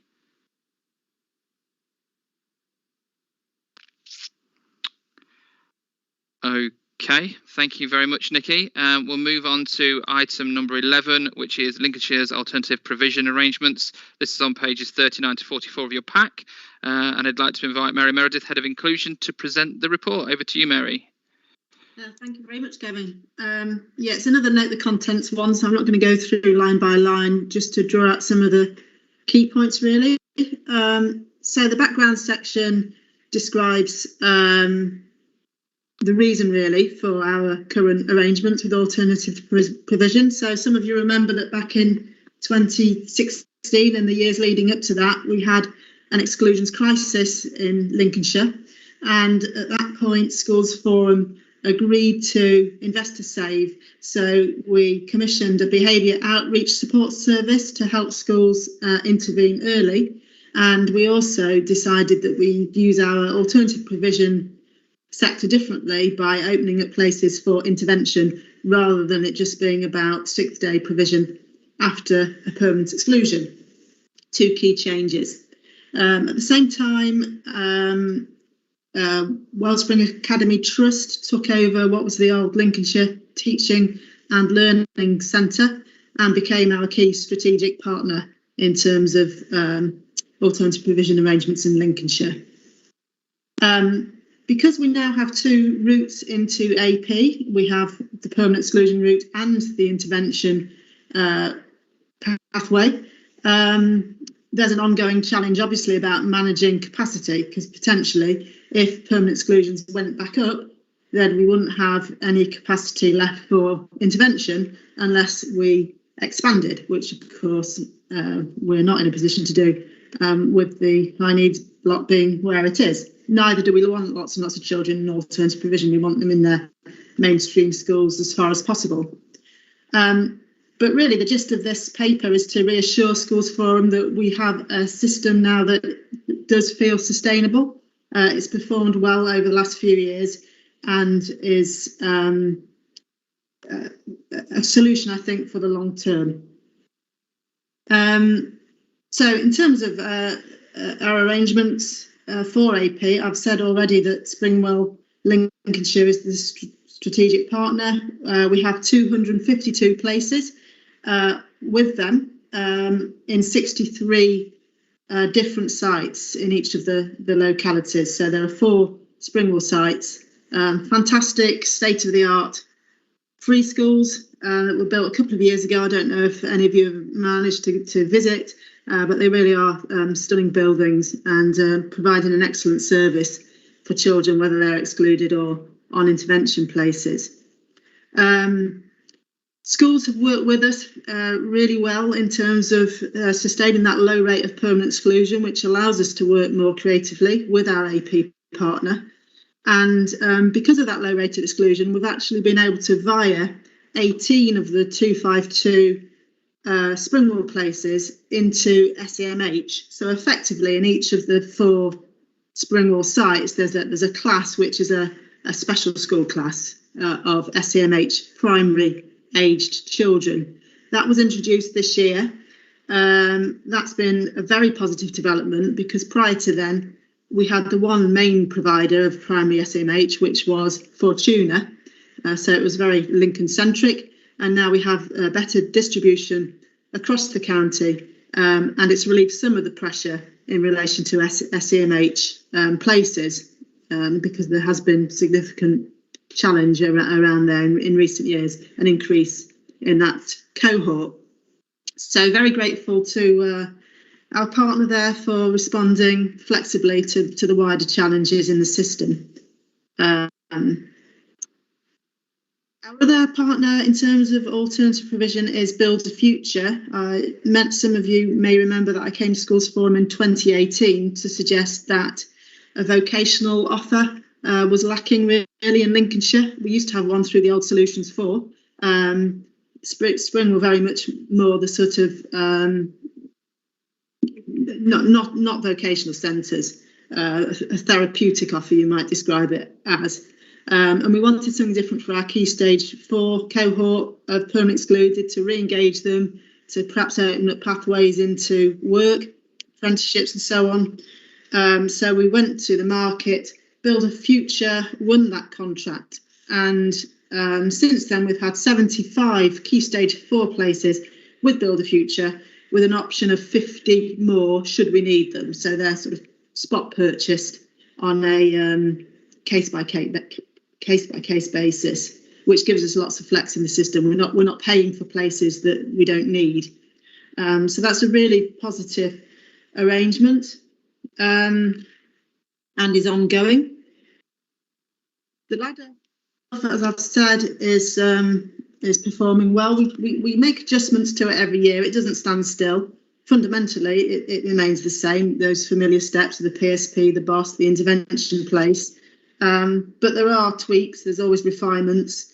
So a key change. Actually, it was a year ago. We stopped the Key Stage 4 intervention offer, allowing for single registration, because of course Ofsted clamped down quite rightly really hard on off-rolling, and we were worried that it might appear to be off-rolling if children took up those places single registered, were taken off the roll of the mainstream school.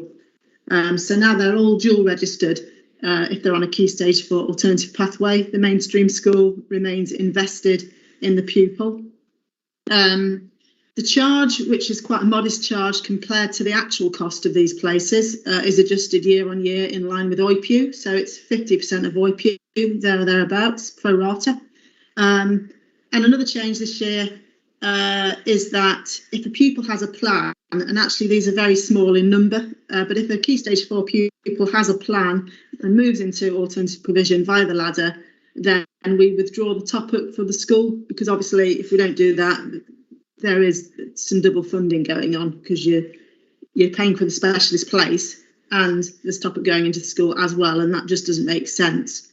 So our partners have been sanguine about that, and it's a change that has been introduced in the interests of efficiencies, really. The conclusion to the paper really focuses on the impact of all this on the rate of exclusion. I mean, that was the reason for these new arrangements, because we did have that crisis. And I think Schools Forum will be reassured by the data there, which I don't propose that we walk through in much detail.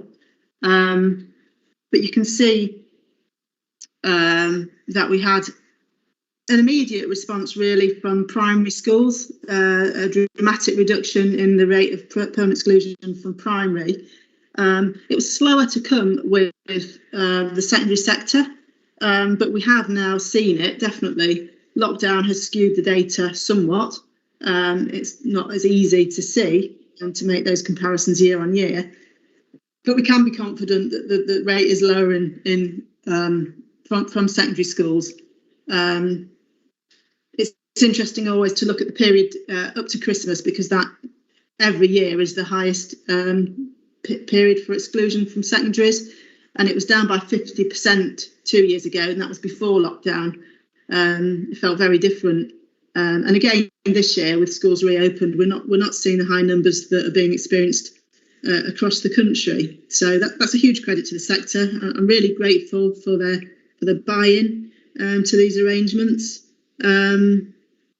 And generally, unless somebody's going to throw me a curved ball, I think a really positive story on alternative provision arrangements in Lincolnshire. Thank you. Thanks, Mary, and thanks for that. Can I invite questions for Mary, please, if you want to indicate that in the chat? Catherine, please. Yeah, thanks, Mary. I was just, I'm kind of assuming, but that there's a kind of case study approach to the interplay between education, health and care plan applications and exclusions, and whether we have, as one reduces, naturally the other one's going to go up, and at a school level it feels sometimes a pressure to bring both of them down. I guess some of the potentially the school level stories are an education, health and care plan, a successful application reduces the risk of exclusion. Yeah, I think there may be some. We've considered the notion that maybe SEMH EHCPs have gone up at the rate that exclusion has come down in primaries. We're asking schools to hold on for longer, to hold on to increased complexity, and it's understandable that sometimes they require additional support resource to do that via an EHCP plan. So I think I'd probably agree with you around the two being linked there, increase in EHCPs for SEMH and a reduction in exclusion. I think it's probably fair to recognise that as heads we feel under pressure to bring both of them down, which is kind of impossible. So by keeping children in who maybe previously wouldn't have been able to maintain their place in a mainstream school is only done by a full-time education, health and care plan or a part-time timetable plus us subsidising that support, which in the long term may not be the better option. And I think it's just important everyone's mindful that it does impact on school level decisions, those kind of targets and numbers and accountability. Yeah, acknowledge. Thank you, Catherine. And links back to the conversation previously about funding and the number of EHCPs, etc., increasing. Steve, do you want to come in next? Yes, thanks very much, Gavin. I'd just like to add a fourth possible explanation to the things that have been highlighted on page 43, which were that a small number of settings, a differentiated approach to behaviour is not consistent with enforcement of the behaviour policy, or it sort of implies a lack of engagement in the ladder, and then there's the family disagreement with referral to alternative provision, and then finally it says this accountability that some school leaders want to avoid for the outcomes of young people they don't have in their school. I think there's another aspect that ought to be considered. One of the schools I work closely with has a number of year groups that are below PAN, and is also on the border of 3 different local authorities. And so because it's below PAN, it often gets pressure to accept youngsters on managed moves from other schools. We've seen a huge number of mid-year admissions of youngsters who have pretty much reached the end of the line at the school they were at previously, and obviously this is a number of steps that are taken to avoid permanent exclusions, but also a huge number of looked after children coming from local authorities, which obviously there's tremendous incentive and pressure not to permanently exclude because of their own personal and difficult backgrounds. So I think that needs to be recognised in the report, really, because the clientele that a number of schools are dealing with is actually skewed to that more difficult end of the spectrum because of that not being full in each year group, and that migration of what you might call troubled youngsters towards those establishments as other schools divest themselves of those problems. And I think that's really important. I have communicated through various officers to the local authority my concerns about that. And the other thing that we notice, we think the Lincolnshire ladder is excellent, and the framework that it provides schools to follow is really good. The massive difficulty that we have is that 2 neighbouring local authorities don't follow it. And liaising with 3 local authorities is extremely difficult, and accessing them. It doesn't appear that the local authorities know each other's counterparts in the various roles. And I'd like some help with that on a school basis, not necessarily for the forum, but I do think that 4th point needs adding. Yes, yeah, good point, Steve, thank you. The schools that I'm working with are definitely significant net gainers of troubled youngsters. Yeah, the cross-boundary stuff is particularly difficult, isn't it? I don't know of anywhere else that has a ladder like ours either, so the idea of everybody working the same way, we're a long way away from that. In terms of sort of picking up other people's problems, manage moves and so on, the idea of the chips was to try to coordinate that a bit better. Because it wasn't. I'm not saying it hasn't worked. It has worked so much. Yeah, and it has worked in some areas, but well, it's not a discussion for this forum. We're perhaps going to talk outside, but I would like that 4th point recognising if that's at all possible. Yeah. Thanks. Thank you, Steve. And Francis Green, please.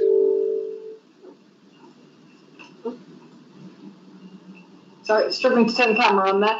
It was just a quick one. Thank you for the report, Mary, but also, Chairman, if I might take the opportunity just to thank Mary and her team, especially the pupil referral team, for some really invaluable work in the last term with some incredibly challenging youngsters with difficult circumstances, who we've been working very, very hard as an academy not to permanently exclude. And I'd just like to minute that support from that team has been very much appreciated. So thank you. No, I would totally echo that, and I think Martin Carl said something similar in the chat as well about the great work that's going on there. And yeah, we've had some really, really good support for that. The only thing that I would add to the conversation, Mary, is you talked about reflecting on the ladder and how that does, and as you know, I think there are a lot of staff in school now becoming really skilled at working with some of these children and being able to put in interventions. I just wonder, and I think we've talked about this in the past a little while ago, around BOSS and the use of BOSS, and actually that there are a number of times and visits now that we get from BOSS where they come and say to some of our staff, well, you're doing things that we would do, and you're really familiar with the things that we would kind of do, and whether there is a way in terms of capacity of actually identifying that good practice in some schools or by some certain individuals to actually say, do you know what, that worker or that member of staff in that school is able to pretty much do what BOSS does, and therefore do they need to go back to that rung of the ladder to repeat that kind of work? Or is there a way of actually saying, do you know what, we could have somebody from BOSS come and verify the quality of that work, and that would mean they would not necessarily have to go through that BOSS stage of the ladder, because it does feel sometimes in some of our, not in all of our schools, but in some of our schools where we've got those talented individuals who are put in place deliberately by the school to offer that provision, that they kind of do that work and then have to take a step back again to go through something very similar with BOSS.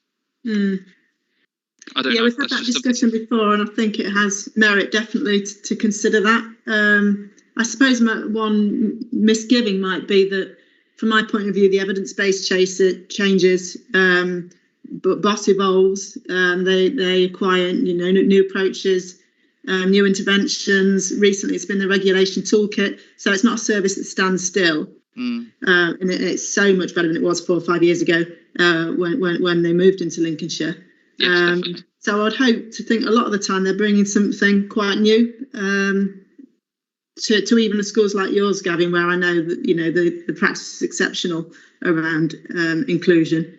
And I think there might be something that you miss out on or lose if there's not that ongoing opportunity for engagement with a service that that doesn't stand still. Yeah, or whether there's a kind of train the trainer or a kind of an annual kind of thing. But I just wondered if that would help with capacity in the system, because I know that they're in demand and they're wanted, and actually I sometimes feel that we're accessing services that maybe we need to access to tick the box, but it's sometimes it is a tick of the box rather than a and again that could be being used somewhere else where maybe they're not a big enough school to necessarily have that provision in place or to have that support. But just something to throw in the mix. But thank you very much. So we're asked to note the content of that report, so we will do that, Julie. If anybody wants to disagree, please put that in the chat for me. Great, thank you very much, Mary. We're moving on then to item number 12, which is the Academies and Trusts update, pages 45 to 50. This is the kind of report we're used to seeing now. I think Lizzie Bowes is going to present this one for us. Hi, Gavin. I think it'll be myself because Lizzie's got to do a school run. Oh, right, okay. So in terms of the purpose of this report, obviously it's a standard report that the forum requested a number of years ago, and it's the latest number of academies and pupils across Lincolnshire. So in terms of the Schools Forum is asked to note the report, and the position is at the 1st of April 2021, based on the October 2020 census numbers. So since the last report, there has been an academy transfer, which is Frisney, All Saints Church of England, that joined the Lincoln Anglican Academies Trust as a converter. So this therefore increased the numbers of pupils within the primary sector to 28,813, or 51.7% of the population. So table that you see on the top of page 45 to 46, that shows the current composition of across each of those sectors and across the maintained and academy schools. The next table then looks at the 6 months projection. So you'll see that the 1st of December, this is what we anticipate based on information that is known in terms of those that have looked to progress the academy conversion arrangements. And we've identified a number of schools. So there's 3 schools that are actually in that process. Horncastle Community Primary School is proposed to go to Wellspring Academy. Gedney Church End Primary School and Luton St Nicholas, they're proposed to join Keystone Academy Trust. So overall, if that did take place, what you would see there across the sector is academies of 189 schools versus the maintained of 176. And in terms of the pupil numbers, as we've talked about previously, the larger schools have tended to have converted to academy status, hence where the actual percentage distribution of pupil numbers is obviously much greater than it is based on composition of number of schools. In the middle of page 47, what you've got there is a list of the academy trusts that currently have the greatest number of academies in Lincolnshire. Community Inclusive Trust and Lincoln Anglican Academy Trust both have 13 Lincolnshire schools, and just behind is Priory Federation of Academies. Other than that, I don't think there's anything further to add in terms of that position. Clearly, the numbers are very low in terms of that conversion rate, and in terms of sort of the risk and impact analysis. Clearly, the academic process is fully understood, and local authority officers are fully aware of where that transfers could impact our budgets, and of which those type of budget service areas are monitored regularly and obviously updated annually as part of the budget setting process where funding transfers are taking place. So really just for the forum to note the contents of this report. Thanks. Thanks, Mark. I'll try not to take it personally that you've stolen 521 of my pupils off that list. Don't know where they've gone to, but if you could let me know when you find them. We're about 500 kids short on our numbers. But yeah, no, thank you for the report. Anybody else get any questions? Go back to the author. Yeah, go back to the author and say, didn't they borrow my calculator? Anything else anybody wants to mention on that report before we move on? Nope. Brilliant. Thank you very much indeed. Right, we're on to agenda item 13, which is the work programme, just to draw your attention to the next meeting, which is coming up on the 8th of October. Can I suggest, Mark, that we add into that, if possible, the self-assessment that Stephen was making reference to? I'm sure we can find some time between now and then to cover that off and bring that back to the forum for that next meeting. Hopefully everyone's happy with that as a suggested agenda for the 8th of October. Any further comments from anybody at all?